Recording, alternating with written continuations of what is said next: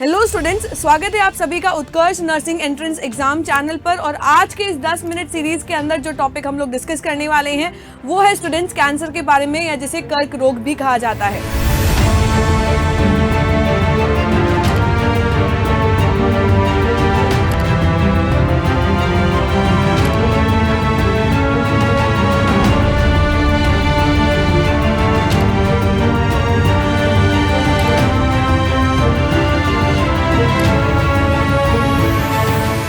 आज के टाइम पे अगर हम लोग देखें तो हमारे आस पड़ोस में, हमारे रिश्तेदारों में, हमारे दोस्तों में कहीं ना कहीं इस रोग से ग्रसित कोई ना कोई पेशेंट जो है वो हमें दिख ही जाता है। तो मतलब आप सोचो कि आज के टाइम में कितना ज़्यादा कैंसर जो है वो फैल चुका है। And as a nursing aspirant, क्योंकि आप लोग आगे जाकर के नर्स बनने वाले हो, या चाहे वो फीमेल नर्स हो चाहे वो मेल नर्स हो, और आगे जाकर के इस रोग के बारे में आप लोग अपने पेशेंट्स के ऊपर इवैल्यूएट करने वाले हो। तो इस रोग के बारे में जितनी भी जानकारी आप लोगों के पास में होनी चाहिए, उस सब के बारे में आज हम लोग 10 मिनट के अंदर बात करने वाले हैं।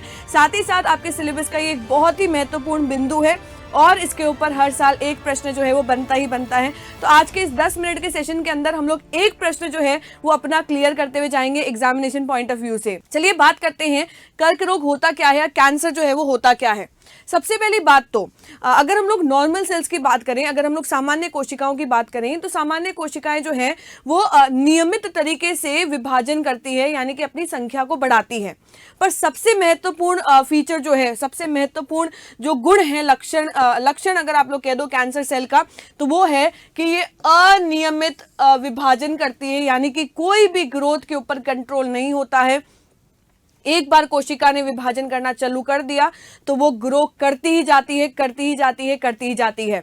दूसरा इंपॉर्टेंट पॉइंट सुनना बेटा, स्पर्श संदमन या कॉन्टैक्ट इनहिबिशन नहीं दर्शाती है। ये बहुत ही महत्वपूर्ण लक्षण है। ये क्या होता है बच्चों, तो यहाँ पर ध्यान देना, अगर हम लोग यहाँ पर कैंसर सेल की बात करें तो कुछ इस प्रकार से अनियमित विभाजन करके अपनी संख्याओं को लगातार बढ़ाती जा रही है। पर अगर नॉर्मल सेल होती तो ये क्या करती, एक पॉइंट आने के बाद में एक दूसरे को रोक देती है कि भैया अब तुझे विभाजन नहीं करना है। उस प्रॉपर्टी को कहा जाता है कॉन्टैक्ट इनहिबिशन। पर कैंसरस सेल के अंदर इस प्रकार की प्रॉपर्टी जो होती है वो नहीं पाई जाती है, मतलब उसके अंदर कॉन्टैक्ट इनहिबिशन या स्पर्श संदमन नहीं होता है। कोशिकाएं एक दूसरे को रोकती नहीं है और अनियमित विभाजन होता जाता है, जिसकी वजह से ट्यूमर या गांठ जिसे हम लोग कहते हैं वो बन जाती है। वहीं अगर हम लोग बात करें पोषण के हिसाब से, तो देखो बच्चों, हम लोग जो खाना खा रहे हैं वो पोषण जो है वो किसे मिलता है, सामान्य कोशिकाओं को मिलता है, नॉर्मल सेल्स को मिलता है। पर अभी अभी हमने बात की, जो कैंसर सेल्स होते हैं वो अनियमित विभाजन दर्शाते हैं, बहुत सारी कोशिकाएं बन रही हैं। अब भैया पोषण तो हम भेज रहे थे सामान्य कोशिकाओं के लिए, जो असामान्य कोशिकाएं हैं, जो कैंसर सेल्स है, वो भी पोषण के लिए झगड़ा करने लग जाती है। जो पोषण सामान्य कोशिका को मिलना चाहिए था, अब वो पोषण सब कहां पर चला जा रहा है, अनियमित विभाजन करी हुई कोशिकाओं के पास में चला जाता है। तो अब सोचो, नॉर्मल सेल्स जो है, सामान्य कोशिकाएं जो है, वो तो बिना पोषण के रह गई और सारा की सारा पोषण जो है वो खींच करके कौन लेके चली गई, कैंसरस सेल जो है वो सारा की सारा पोषण या न्यूट्रिशन जो है वो खींच करके चली जाती है। तो ये दोनों ही प्रॉपर्टी ध्यान रखनी है बच्चों, अनियमित विभाजन करती है और साथ ही साथ ये कॉन्टैक्ट इनहिबिशन या जिसे स्पर्श संदमन कहते हैं वो नहीं दर्शाती है। तीसरी बात ध्यान देना बेटा, कैंसर प्रेरित करने वाली जो जीन्स होते हैं वो हमारे शरीर के अंदर पाए जाते हैं, यानी कि वे जीन्स जो कैंसर को प्रेरित करेंगे उन्हें कहा जाता है ऑन्कोजीन्स। उन्हें क्या कह दिया जाएगा, ऑन्कोजीन्स के नाम से जाना जाता है। एनसीईआरटी कहती है कि हमारे शरीर के अंदर 2 प्रकार के ऑन्कोजीन्स पाए जाते हैं। पहला प्रकार हो जाता है सी ऑन्कोजीन्स, जिन्हें कहा जाता है कोशिक के ऑन्कोजीन्स या फिर सेल्यूलर ऑन्कोजीन्स के नाम से जाना जाता है। ये क्या होता है बच्चों, तो ध्यान से समझना, अगर हमारी कोशिकाओं के भीतर पाए जाने वाले जीन्स के अंदर उत्परिवर्तन हो जाए या म्यूटेशन हो जाए जिसकी वजह से कैंसर उत्पन्न हो, उसे कहा जाता है सी ऑन्कोजीन्स। मतलब हमारी शरीर की कोशिकाएं हैं जिनकी वजह से कैंसर उत्पन्न हो रहा है। वहीं अगर दूसरे प्रकार के ऑन्कोजीन्स की बात करें तो उन्हें कहा जाता है वी ऑन्कोजीन्स, मतलब वायरल या विषाणु। बाहर से आकर के कोई वायरस या कोई विषाणु हमारी कोशिका के अंदर बदलाव कर रहा है, हमारे जीन्स के अंदर परिवर्तन उत्पन्न कर रहा है, तो उसे कहा जाता है we oncogenes.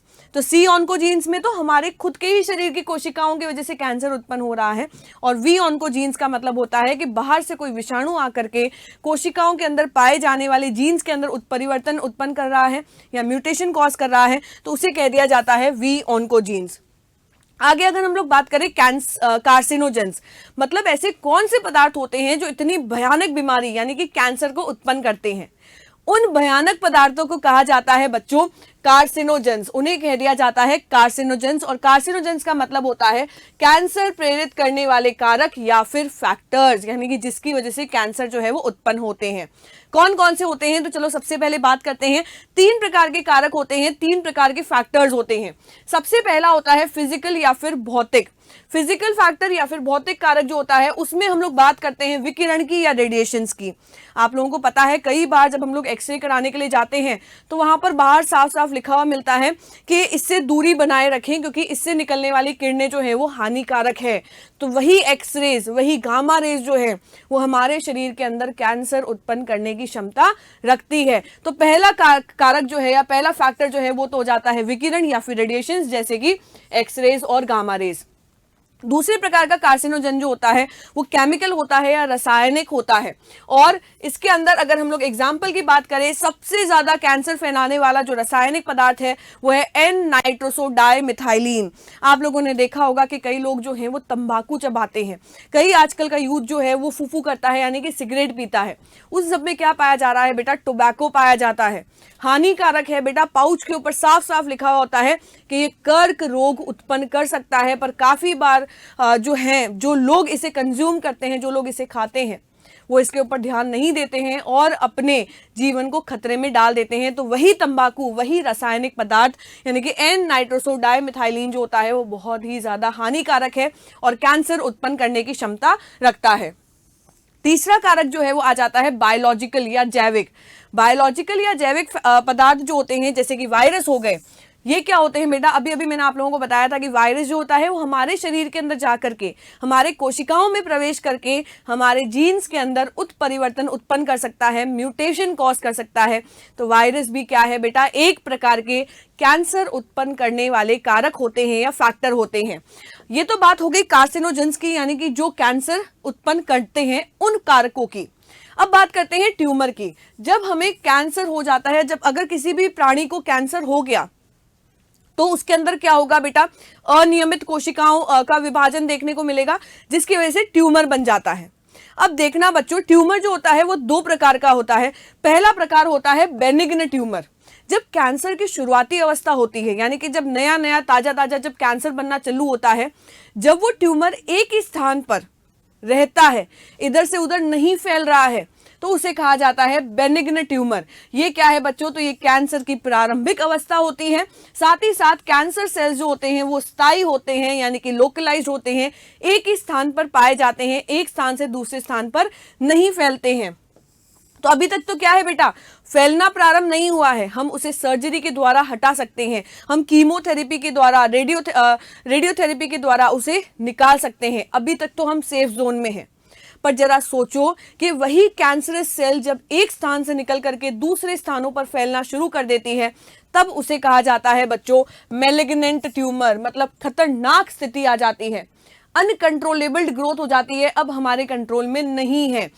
Cancer cells spread यानी कि इसके अंदर फैलते हैं, इस प्रकार के ट्यूमर के अंदर फैलते हैं और इसे कहा जाता है मैलिग्नेंट ट्यूमर। एक बहुत ही इंपॉर्टेंट प्रॉपर्टी है इसकी कि ये मेटास्टैसिस शो करते हैं। मेटास्टैसिस का मतलब होता है बच्चों कि एक स्थान से निकल करके दूसरे स्थान पर फैलना चालू हो जाते हैं। उसी के लिए हम लोग शब्द प्रयोग में लाते हैं मेटास्टैसिस, यानी कि ये इसका विशिष्ट लक्षण है। शब्द को अच्छे से ध्यान रखना है, मेटास्टैसिस, बहुत बार इसके ऊपर प्रश्न बना है और आगे भी बनने की संभावना हो जाती है। अब डायग्नोसिस कैसे करते हैं, कैसे हम लोग ये पता लगाते हैं कि भैया कैंसर जो है वो हो गया है।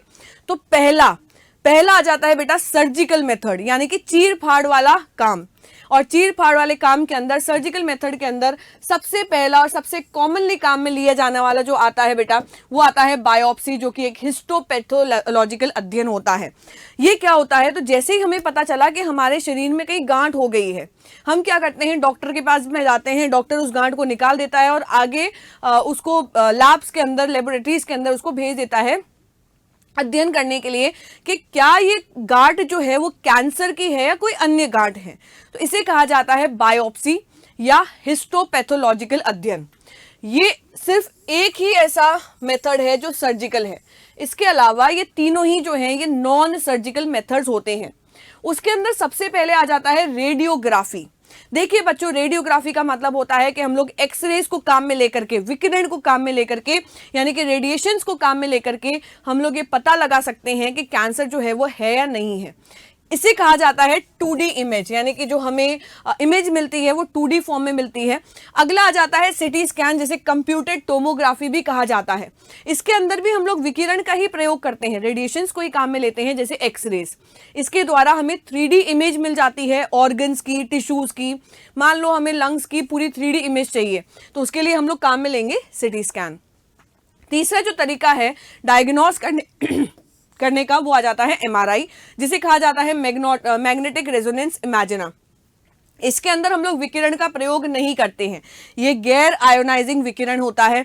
इसके अंदर हम लोग मैग्नेटिक फील्ड का प्रयोग करते हैं, तो इसके द्वारा हम लोग एग्जैक्ट पता लगा सकते हैं कि ट्यूमर जो है वो कहां पर पाया जा रहा है। लास्ट आ जाता है बच्चों कैंसर उपचार। अब कैंसर जो है उसका उपचार क्या है, तो वो भी हम देख लेते हैं। सबसे पहले आ जाता है रेडियोथेरेपी, यानी कि इन्हीं विकिरण या एक्सरेज का प्रयोग करके हम इससे निजात पा सकते हैं, यानी कि कैंसर सेल्स को डिस्ट्रॉय कर दिया जाता है रेडिएशंस को काम में लेकर के। दूसरा उपचार होता है कीमोथेरेपी। इसके बारे में तो आपने सभी से सुना ही होगा। ये रसायनों को प्रयोग में लेकर के कैंसर का इलाज किया जाता है और इसे कहा जाता है एंटी कैंसर मेडिसिन। यानी कि इसके अंदर किसका उपयोग किया जा रहा है, तो हम बोलेंगे केमिकल्स का उपयोग किया जा रहा है, रसायन का उपयोग किया जा रहा है। तीसरा मेथड होता है इम्यूनोथेरेपी, जिसके अंदर हम लोग अल्फा इंटरफेरॉन्स का प्रयोग करते हैं, प्रतिरक्षक तंत्र को उत्तेजित कर कैंसर सेल्स को नष्ट करता है। देखो बच्चों, जब कैंसर होता है तो सबसे बड़ा जो हमारी बॉडी के अंदर जो नुकसान होता है ना, वो होता है इम्यून सिस्टम को। इम्यून सिस्टम जो होता है वो क्या करता है, हमारा बचाव करता है, हमारी बॉडी का डिफेंस सिस्टम है। अगर वो खराब हो गया तो कैंसर सेल्स को मौका मिल जाता है कि वो ग्रो कर सके। तो कैंसर सेल सबसे पहले आकर के किसके ऊपर अटैक करते हैं, इम्यून सिस्टम के ऊपर अटैक करते हैं कि भैया तू शांति से बैठ जा, मुझे अपना काम जो है वो करने दे।